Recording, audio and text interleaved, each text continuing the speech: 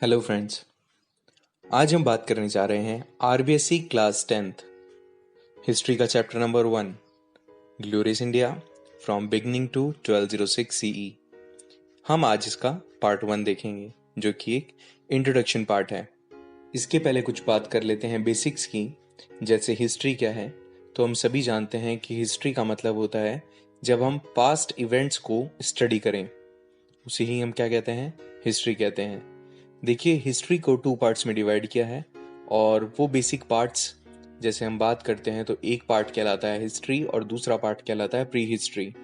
History एक written documents हैं, जबकि प्री हिस्ट्री हिस्ट्री तो है बट वो रिटन फॉर्म में अवेलेबल नहीं है। दैट इज वाई हम कह सकते हैं कि वो प्री हिस्ट्री होता है। जो रिटन फॉर्म में अवेलेबल होता है उसे हम हिस्ट्री कहते हैं, और जो अनरिटन फॉर्म में है या सिर्फ हम जानते हैं कि ऐसा कुछ होता है वो प्री हिस्ट्री है।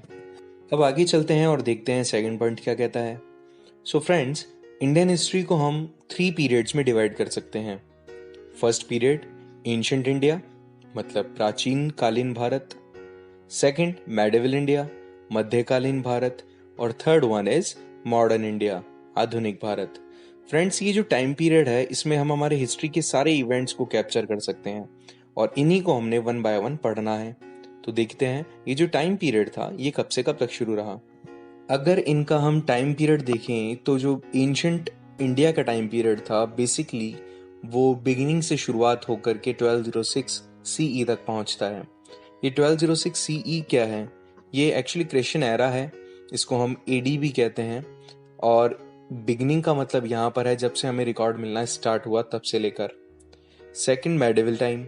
मेडिवल टाइम में 1206 से लेकर के हमने आगे इसको प्रोसीड किया और हम पहुंचे 1857 तक, क्योंकि हम जानते हैं कि 1857 में जब रिवॉल्ट होता है तब से एक बहुत ही अलग कैटेगरी स्टार्ट हो जाती है हमारे इंडिया में और यहीं से मॉडर्न टाइम शुरू हो जाता है। सो 1857 से लेकर आज तक का जो टाइम पीरियड था इसे मॉडर्न टाइम पीरियड कहा गया। फ्रेंड्स, बड़ा ही इंटरेस्टिंग कंसेप्ट है हिस्ट्री का आरबीएससी क्लास 10th में। इसके अंदर टोटल 4 चैप्टर्स हैं। जैसे हम बात करते हैं first chapter glorious India beginning to 1206 CE, इसके बारे में इससे रिलेट करते हुए चैप्टर्स हमने क्लास 6th में पढ़े आरबीएससी के। सेकंड चैप्टर है India during the period of struggle, ये इसके बारे में हमने क्लास 7th में पढ़ा था आरबीएससी में। थर्ड जो चैप्टर है retribution and struggle against the British period, इसके बारे में हमने क्लास 8th में पढ़ा था आरबीएससी के अंदर। और वर्ल्ड हिस्ट्री के अंदर हम बात करें तो इसके बारे में हमने क्लास 9th में पढ़ा था। अब क्लास 10th में हमें इन चारों चैप्टर्स को मिक्स करके पढ़ना है। सो बड़ा ही इंटरेस्टिंग कंसेप्ट है और बहुत ही नॉलेजेबल है। अब ज्यादा अननेसेसरी का डिस्कशन ना करते हुए हम हमारे चैप्टर की शुरुआत करते हैं, जो कि है glorious India from the beginning to 1206 CE. हम सीई भी कह सकते हैं और हम एडी भी कह सकते हैं, दोनों ही सेम होते हैं। सो फ्रेंड्स, हम कुछ पॉइंट्स के थ्रू इस पूरे चैप्टर को पढ़ना चाहेंगे जो कि हमें हेल्प करेगा 1 मार्क क्वेश्चन को अचीव करने में। सो अगर हम बात करते हैं एनटीएससी जैसे एग्जाम्स में तो कभी भी उसमें सब्जेक्टिव आंसर्स नहीं पूछे जाते। सो अगर हम पॉइंट टू पॉइंट वर्ड्स को पढ़ेंगे, लाइंस को पढ़ेंगे और क्वेश्चन यही बनाते जाएंगे तो उसमें हम अच्छा स्कोर कर सकते हैं। यही हमारा मेन मोटिव है। सो हम 1 बाय 1 इन पॉइंट्स को देखेंगे और चैप्टर को फिनिश करने की कोशिश करेंगे। बट फ्रेंड्स, ये सिर्फ एक इंट्रोडक्शन लेक्चर है जिसमें हमने बेसिक्स के बारे में बात करनी है। तो चलिए शुरू करते हैं। फर्स्ट पॉइंट बताता है कि जो इंडिया था वो बहुत ही ज्यादा रिनोन था वर्ल्ड लीडर के तौर पर और गोल्डन बर्ड के तौर पर।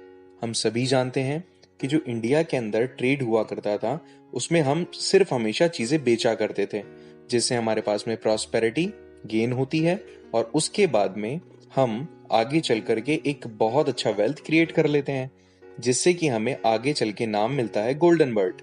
इसके अलावा हम पूरे वर्ल्ड को एक फैमिली के तौर पर देखा करते थे, जिसके कारण हमने ये बात भी पढ़ी है कि हम हमेशा वसुदेव कुटुंबकम की फीलिंग्स को ही रखते थे हमारे साथ। नेक्स्ट पॉइंट हमें बताता है कि जो इंडिया के ओवरसीज रीजन्स थे उसे हम द्वीपांतर कहते थे। ये 1 मार्क क्वेश्चन में पूछा जाने वाला बहुत अच्छा क्वेश्चन है। सो नेक्स्ट पॉइंट है, बहुत सारे स्कॉलर्स ने मेंशन किया है कि इंडिया लगभग 6000 साल पहले जब रिवर इंडस पर सेल किया करता था या फिर वो ट्रेड पर्पस से लोग जब इसे यूज किया करते थे तो वो बहुत ही पावरफुल शिप्स का यूज करते थे। इसका मतलब क्या है हमारे पास में उस टाइम भी बहुत अच्छी टेक्नोलॉजी होती थी, और ऐसा हम नहीं कह रहे हैं, दूसरे बहुत सारे फॉरेन स्कॉलर्स ने ये चीजें मेंशन की है। नेक्स्ट पॉइंट हमारा बताता है कि जो period of Indus Saraswati civilisation था, वैदिक सिविलाइजेशन का था, उसी टाइम पीरियड के अंदर रामायण और महाभारत जैसे एपिक्स भी बने, जो कि हमारे इंडियन हिस्ट्री को और ग्लोरियस बनाते हैं। वेदास क्रिएट किए गए और उन वेदास को हमेशा store house of world knowledge बताया गया। इन सभी वेदों में ऐसी कोई भी चीज नहीं छूटी हुई थी जो कि हमारे लाइफ से रिलेट ना करती हो, इसीलिए इसे store house of world knowledge कहा गया। आगे अगर हम देखें तो इंडस सरस्वती सिविलाइजेशन एक बहुत ही अच्छा एग्जाम्पलरी सिविलाइजेशन रहा। अगर हम बात करें आर्किटेक्चर की, इस टाइम के दौरान बहुत सारे ऐसे हमें बिल्डिंग्स वगैरह देखने को मिली जो कि आर्किटेक्चर का एक बहुत ही अच्छा एग्जाम्पल थी। हम इस वैदिक पीरियड से अगर बाहर निकलें तो इसके बाद वाला टाइम पीरियड थोड़ा सा चेंज हुआ। इसमें आयरन का यूज होने लगा, और स्पेशली उत्तर प्रदेश और वेस्टर्न बिहार में। ये बहुत ही इंपॉर्टेंट टेरिटरीज थी जिसके थ्रू ट्रेड वगैरह इंपॉर्टेंटली किए जाते थे। ये बहुत ही इंपॉर्टेंट टेरिटरीज थी जिसके through agriculture, industries, trade and commerce बढ़ते गए। इसी के कारण से डिक्लाइन होता गया ट्राइबल सिस्टम का, मतलब जब लोग छोटे छोटे ग्रुप्स में रहते थे, उनके बीच में ट्रेड, कॉमर्स या इंडस्ट्री जैसी कोई भी सिचुएशंस नहीं थी। और ऐसे कंडीशन में इन जगहों में जब चेंज आने लगा, ट्रेडिशनल ट्राइब सिस्टम जब हट गया और वहां पर अब रिप्लेसमेंट होने लगा बड़े ग्रुप्स का, तो उन्हें कहा जाने लगा जनपद्स। ये टाइनी जन्स रिप्लेस्ड हो गए बड़े जनपद्स में, और आगे चल कर के जनपद जो थे वो रिप्लेस्ड हुए महाजनपदाज में। और कब तक? 6th सेंचुरी BCE में। तो ये याद रखिएगा, एक नंबर का क्वेश्चन बनता है कि किस सेंचुरी के अंदर जनपदाज मॉडिफाइड हुए महाजनपदाज में। इसका मतलब है जहां पर एक अकेले का रूल होता था, अब वहां पर ऐसा नहीं था, अब वो इंडिपेंडेंट स्टेट्स थे। मीन सॉवरेन रूल्स की जगह पर क्या हुआ, वहां पर इंडिपेंडेंट स्टेट्स हमारे सामने आए। सुनाओ, इंपॉर्टेंट टॉपिक है महाजनपदास क्या है, पूरा चैप्टर इसी के इर्द गिर्द घूमता है। तो महाजनपदास का जो टाइम पीरियड था वो 600 से लेकर 325 BCE तक का था। अगर हम बात करते हैं कि क्या होते हैं, तो नॉर्थ इंडिया के अंदर बहुत सारे लार्ज और पावरफुल इंडिपेंडेंट स्टेट्स थे। इन सभी को एस्टेब्लिश किया गया था 6th सेंचुरी CE के दौरान, और इन्हीं क्या कहा जाता था, महाजनपदास। और ये टोटल कितने महाजनपदास थे? अगर हम टेक्स्ट की बात करें तो टेक्स्ट में हमें देखने को मिलता है 16 महाजनपदास के बारे में। और ये टेक्स्ट कौन कौन से हैं? स्पेशली बौद्धिस्ट एंड जैना टेक्स्ट हैं।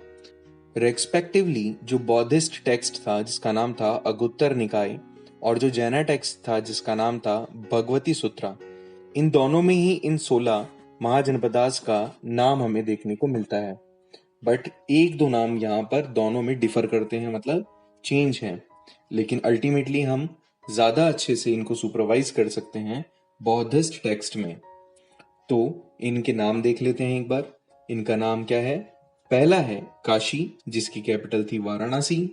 दूसरा है कुरु, जिसकी कैपिटल थी इंद्रप्रस्थ या फिर हस्तिनापुर। तीसरा है अंगा, जिसकी कैपिटल थी चंपा। चौथा मगधा, जिसकी कैपिटल है ग्रीवराजा या राजगिरहा। पांचवा है वज्जी, जिसकी कैपिटल है विदेहा या मिथिला वैशाली। 6th है माला, जिसका कैपिटल क्या है, कुशीनगर।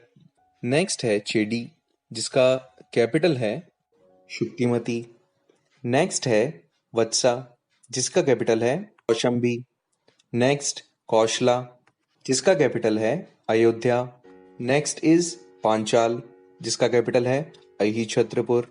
इसके अंदर दो डिफरेंस हैं एक्चुअली, नॉर्थ पार्ट और साउथ पार्ट। तो जो नॉर्थ वाला पार्ट है उसका नाम है अहिछत्रपुर, और दूसरा वाला पार्ट है उसका नाम है कंपिल्य। नेक्स्ट है मत्स्य, जिसका कैपिटल है विराटनगर। नेक्स्ट शुरुसेना, जिसका कैपिटल है मथुरा। नेक्स्ट इज अश्माका, जिसका कैपिटल क्या है पोतना। नेक्स्ट है अवंती, इसका भी सेम वैसा ही प्रोसेस है, इसको भी 2 पार्ट्स में डिवाइड किया है। नॉर्थ वाले पार्ट को कहा गया है उज्जैनी, और साउथ वाले पार्ट को कहा गया है माहिष्मती। होप आपको बाहुबली याद आ गई होगी। नेक्स्ट इज गांधारा, जिसका कैपिटल है तक्षशिला। लास्ट है कंबोज, जिसका कैपिटल है राजपुर। सो इस तरह से हमने इन 16 नामों को देखा। बहुत ही कॉम्प्लिकेटेड है, लेकिन अगर एग्जाम पॉइंट ऑफ व्यू से देखें तो आपको इन सभी नामों को याद करना जरूरी है। इसी के लिए मैंने एक छोटा सा ट्रिक बना दिया है, जिसके थ्रू हम इन 16 नामों को याद कर सकते हैं। देखो, आपको स्क्रीन पर दिख रहा होगा कि मैंने यहाँ पर एक लाइन लिखी है। मैं इसको एक बार बोलता हूँ, फिर इसके बारे में हम डिस्कशन करेंगे। विच इज अश्क मत बरसा चांदी के मग में, काशी को 5 अंक मिले, अब गाना बाजा कम कर सुनना। अब ये आपको याद हो सकती है इजीली। इसमें इतना कोई हम कहें कि टफ जॉब नहीं है और आप सभी कर सकते हैं क्योंकि आप बेस्ट ब्रेन्स हैं। सो वन बाय वन इनके हर एक शब्द के अंदर हर एक महाजनपदा का नाम है। सो जैसे मैंने यहाँ पर मेंशन भी किया है कि जैसे अश्क रेफर करता है अश्मक को, मत रेफर करता है मत्स्य को, बरसा रेफर करता है वत्स को, चांदी रेफर करता है चेडी को, के यहाँ पर कोई भी शब्द रेफर नहीं करता है या रिप्रेजेंट नहीं करता है। ये सिर्फ एक रिदमेटिक फॉर्म देने के लिए यूज किया गया वर्ण है। नेक्स्ट इज मग, जो कि मगध को बताता है। सेम में भी वही है, ये किसी भी वर्ड को रेफरेंस नहीं देता है, ये सिर्फ रिदमेटिक फॉर्म देने के लिए ही यूज किया गया है।